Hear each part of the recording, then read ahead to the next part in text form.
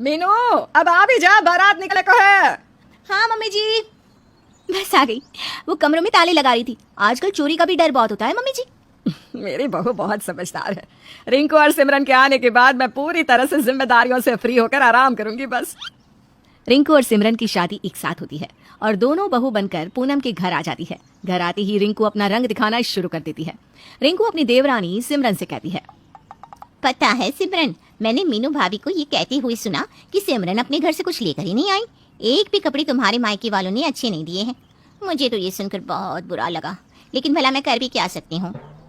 क्या ऐसा कहा बड़ी भाभी ने? उनकी इतनी हिम्मत मेरे मायके वालों के बारे में कहेगी? मैं मुंह नोच लूंगी उनका। सिमरन कमर कसकर लड़ने के लिए मीनू के पास चली जाती है और रिंकू दोनों की लड़ाई के मजे लेती है। भाभी, मैंने आपको अपनी बड़ी बहन समझा और आप मेरे मायके वालों के लिए इतना बुरा भला कह रही हो। ये जितना आपका घर है ना, उतना मेरा भी घर है। आपको इन सब से कोई मतलब नहीं होना चाहिए कि मैं क्या लाई और क्या नहीं। अरे लेकिन मैंने तो कुछ कहा ही नहीं। ये सब तुम क्या बोली जा रही हो? मुझे कुछ समझ में नहीं आ रहा। हाँ, आपको कहाँ से कुछ समझ में आएगा? मीनू रोने लगती है और दूर खड़ी रिंकू मजे में चुस्की लेती रहती है। दिन बीतने लगते हैं। रोज किसी न किसी तरह से रिंकू घर में लड़ाई लगवाती रहती। एक दिन रिंकू पूनम के पैर दबाते हुए कहती है, मम्मी जी, भगवान झूठ ना बुलवाए, आप ना हमें सास नहीं माँ का प्यार देती हैं। मुझे तो आप मेरी माँ की तरह ही लगती हो। हाँ, तुम तीनों मेरे घर की रौनक हो। लेकिन पता नहीं मम्मी जी, सिमरन आपके बारे में अपनी माँ से कुछ कह रही थी कि आप हम लोगों से बहुत काम करवाती रहती है और उसे तो दहेज के लिए भी सुनाती रहती है और सबसे उसकी बुराइयां करती हैं। क्या? आए हुए उसे 2 दिन नहीं हुए और वो मेरी बुराई इधर उधर कर रही है। रुक, अभी उसे बताती हूँ। पूनम रिंकू के हाथ को झटक कर उठती है और तमतमाते हुए सिमरन से कहती है, क्या बहू, आते ही रंग दिखाना शुरू कर दिया तुमने? ऐसा कौन सा काम करती हो तुम अलग से जो अपनी माँ से हमारी बुराइयां कर रही हो? मम्मी जी, मैंने तो कुछ कहा ही नहीं है किसी से। अब तक तो मैंने दहेज नहीं मांगा था, लेकिन अब तुम्हें बताती हूँ कि दहेज मांगना कैसे होता है। मम्मी जी, लेकिन मैंने कुछ कहा ही नहीं है। आप बिना मतलब के मुझ पर आरोप लगा रही हो, दहेज मांगने की धमकी दे रही हो। मांग कर दिखाइए, कहीं का नहीं छोड़ूंगी। हाँ, पूरे घर को जेल के हवा ना खिलाई ना तो कहना मुझे सासू जी। दोनों में बहुत देर तक बहसा बहसी चलती रहती है और रिंकू मजे लेती रहती है। अरे आप दोनों शांत हो जाओ। मम्मी जी, आपकी तबीयत खराब हो जाएगी, आप आराम कीजिए, छोड़िए ये सब। अगले दिन मीनू मनोज के लिए चाय बनाती है और रिंकू देख लेती है और मन ही मन कहती है, इस घर में सबकी लाडली बनी रहना चाहती है ना मीनू। अब देखो ये रिंकू क्या करती है। मीनू चाय के साथ बिस्किट निकालने के लिए जैसे ही मुड़ती है, तब रिंकू चाय में नमक मिला देती है। मीनू वही चाय ले जाकर मनोज को देती है। चाय का एक घूंट पीते ही मनोज चाय जमीन पर फेंक देता है और चिल्लाते हुए कहता है, चाय नहीं देनी थी तो कह देती। ढंग का एक खाना नहीं बना सकती। पता नहीं दिन भर क्या करती रहती हो, ध्यान कहाँ रहता है तुम्हारा? डरते हुए मीनू कहती है, क्या हुआ पापा जी, मैंने तो बहुत अच्छी से चाय बनाई है। तभी तो चाय में 4 किलो नमक डाल दिया तुमने। मनोज घर से चला जाता है और मीनू रोने लगती है। पता नहीं हमारे घर को किसकी नजर लग गई है। ये देखकर रिंकू मुस्कुरा देती है। बहुत लड़ाइयाँ देख ली, अब घुमा फिरा जाए। मम्मी से मिले बहुत दिन भी हो गए हैं। रिंकू अपने मायके चली जाती है। रिंकू के मायके जाती ही उसके ससुराल में पहले की तरह शांति हो जाती है। सब कुछ सही से चलने लगता है। बहुत दिनों के बाद घर में शांति लग रही है। बस इसी तरह से मेरा घर बना रहे। सब कुछ सही चलता है और महीने भर बाद रिंकू वापस अपने ससुराल आ जाती है और वापस आग लगाना शुरू कर देती है। आने के साथ वो मनोज और पूनम में लड़ाई लगवा देती है। जब देखो पेपर ही पढ़ते रहते हो और कोई काम नहीं है आपको। इतनी देर से कुछ बोल रही हूँ, सुनाई दे रहा है कि नहीं आपको? अरे भाई, मुझे तुम्हारी आवाज ही नहीं आई। मैं तो अभी छत से उतर रहा हूँ। तुम्हें तो बस मौका चाहिए मुझे सुनाने का। बुढ़ापे में सठिया गई हो तुम। दूर खड़ी रिंकू वही अपनी आदत से मजबूर हंस रही थी। बहुत दिनों के बाद लड़ाई की आवाज सुनाई दी है, मजा ही आ गया। अरे मुझे क्या पता था, मुझे तो रिंकू ने कहा था कि तुम कमरे में पेपर पढ़ रहे हो। ये सुनकर रिंकू बीच में ही बात को काट देती है। मम्मी जी, पापा जी, ये सब छोड़िए ना, क्या आप लोग भी बच्चे बने बैठे हैं? मम्मी जी देखिए, मैं आपके लिए क्या लेकर आई हूँ। रिंकू अपने फंसने के डर से बात घुमा देती है। दिन बीतने लगते हैं और वापस रोज घर में लड़ाई होने लगती है। फिर एक दिन मीनू सोचती है, पहले जब मैं और मम्मी जी थे तब तो लड़ाई नहीं होती थी, फिर जब मैं, मम्मी जी और सिमरन थे तब भी लड़ाई नहीं होती थी। कहीं ये रिंकू ही तो आग नहीं लगा रही। उस दिन भी रिंकू ने ही मम्मी जी से पेपर वाली बात कही थी। मीनू अब रिंकू पर नजर गड़ाए रखती है। उसकी एक एक हरकतें नोटिस करती रहती है। एक रोज रिंकू जब अपनी माँ वसुंधरा से बात कर रही थी तब मीनू सब सुन लेती है। बेटा, इसी तरह घर में लड़ाइयाँ करवाती रहे, एक दिन घर में फूट पड़ ही जाएगी और सब अलग हो जाएंगे। फिर तू अपने सास ससुर की लाडली बहू बनकर सारी प्रॉपर्टी अपने नाम करवा लेना। हाँ मम्मी जी, वैसे भी मेरी सास मुझे बहुत मानती है। मेरा शक सही था। ये सब रिंकू और उसकी माँ कर रहे हैं।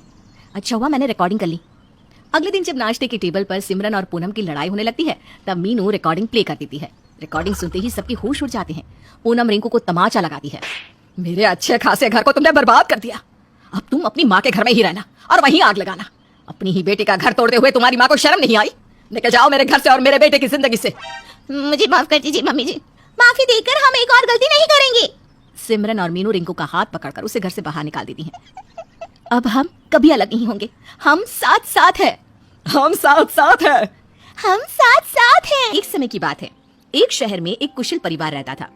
उस परिवार में सुधा जी नाम की एक वृद्ध महिला रहती थी। सुधा जी के 2 बेटे और बहुएं थी जो उनके साथ ही रहती थी। बड़े बेटे अशोक की पत्नी नम्रता संस्कारी और सर्वगुण संपन्न थी।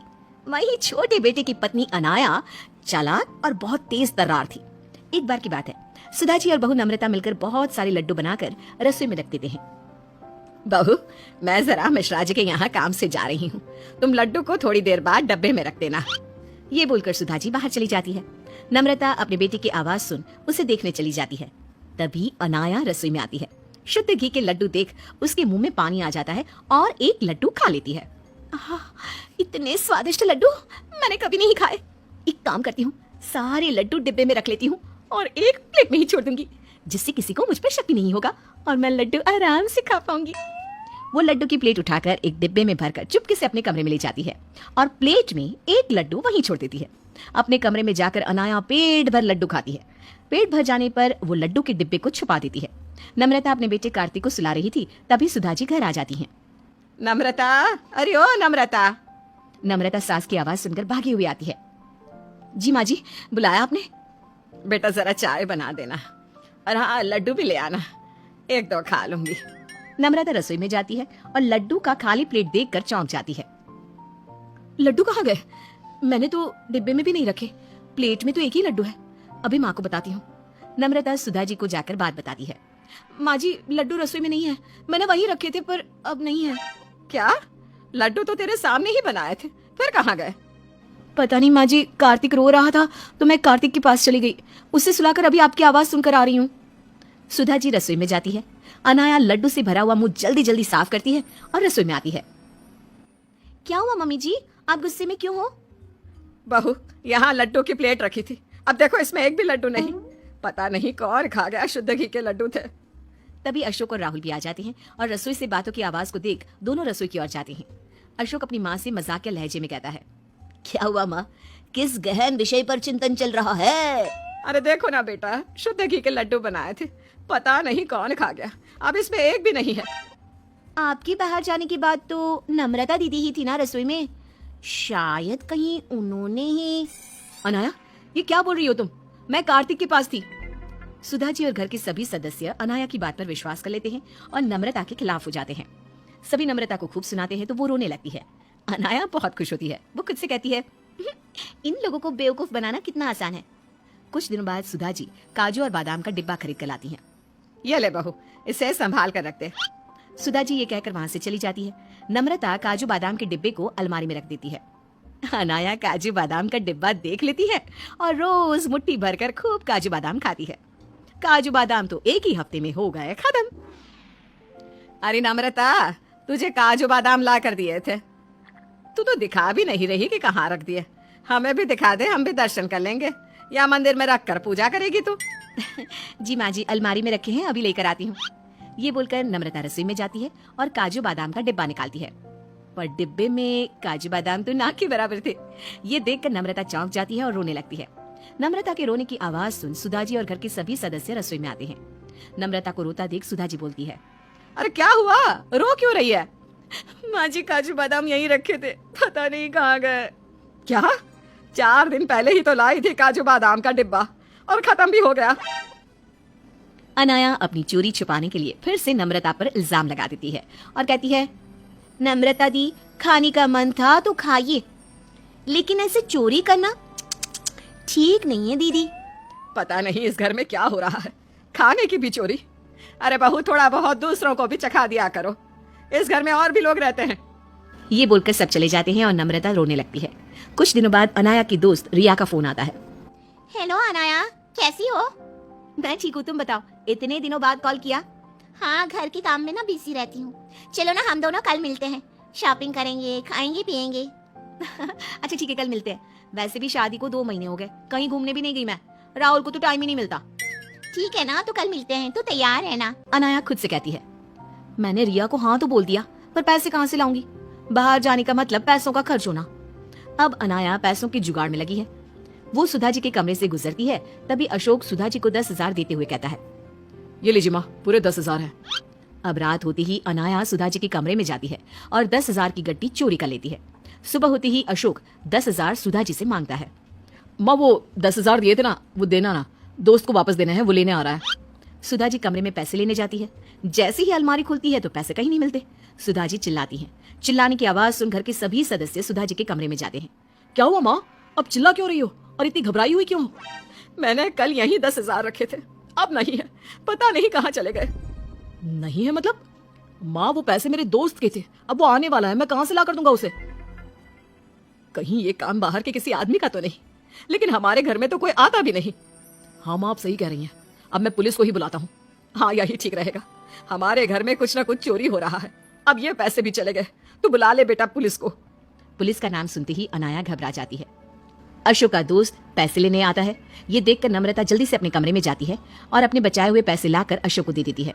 नम्रता के पास 10,000 देखकर सब नम्रता पर शक करने लगते हैं। ये पैसे कहाँ से आए तुम्हारे पास बहू? माँ जी, ये मेरे बचत किए हुए पैसे हैं। बचत किए हुए या फिर चुराए हुए?